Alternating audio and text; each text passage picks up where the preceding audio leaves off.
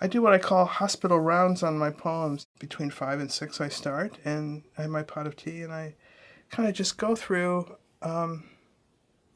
my poems. I read them out loud, and oftentimes that'll be it, and I'll go to the next one. And so basically I'm just hanging out with them, quality time with my poem. And just kind of slowly over time, those poems reveal themselves to me. So, and what they really are. And I kind of figure them out, and they kind of grow into their own creaturehood. They're like really separate. They're not me. I'm not just Xeroxing my guts or something. So, I don't know. I think it's a really mysterious form, poetry. I mean, the more I work with it all these years, I mean, I really, it gets weirder and weirder to me what it even is. I don't even know what it is. You kind of climb into it. It's like a little cockpit. And you kind of step into a place where I feel totally, in a certain way, bodiless, genderless. I could exist any time. I'm still writing out of my own experience, clearly, but there's a kind of way that's kind of irrelevant, and that I'm not sure who writes those poems. But that's a pleasure, right? I mean, it's a pleasure sort of to be elsewhere. The book that I won the Kingsley Tufts Prize for was actually the scariest book I ever wrote.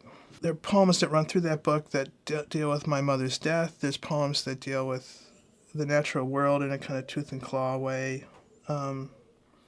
There's a bunch of God poems for which I'll be struck by lightning.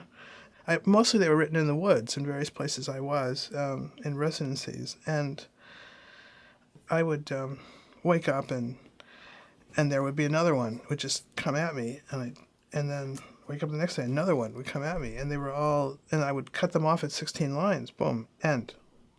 I've never written like that. They're what I call the voice poems, where an older poet is sort of tormenting two younger poets. And I got to use language I usually don't use in poems. They were kind of sort of like, they're kind of comic, and the younger poets get pissed off at the older poet, and I could talk about poetry in certain ways in those poems. That was really interesting to have those different threads keep coming into it. I like the essay form a lot. I mean, I think it's closer to poetry than it is to fiction, even though they're both prose. They're both kind of dreamt in a way, right? They both really have a kind of interiority that I think it's available to fiction writers, but not in the same way. Wallace Stevens talks about thought collecting in pools, and a stanza is a pool, but so's a paragraph. As I've gotten older, I'm more tolerant of and really welcoming to abstraction. I think, Wallace Stevens in his notes toward supreme fiction, which he called poetry, he talks about the 3 definitions for poetry. He says it must give pleasure, which I think about in terms of music or the imagery, the beauty of that. It must be abstract. And I've come to think now that the meaning of that, at least for me, is it has to get bigger at some point. It can't be just, oh, I ate my breakfast and blah, blah, blah, and looking out the window, saw this beautiful bird, blah, blah, blah, end of story. It's like, it has to get larger at some point and have that resonance, right? And that's what abstract means, I think. But the final one always I loved, which is it must change. There's something that has to happen. You have to be changed by that observation. So if the poem changes, you have changed. Just by the weight of the poem, right? The weight of what you observe and your attentiveness.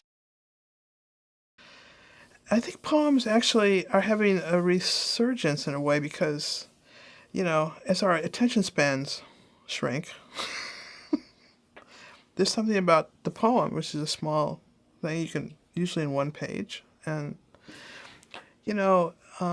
there's something wonderful about that, I think, to the contemporary mind. But I feel like I really can't speak for poetry because I'm in this one little corner of it, I mean, there's so much to read, and so much to read from the past and find what's contemporary in older work, I think is really important too.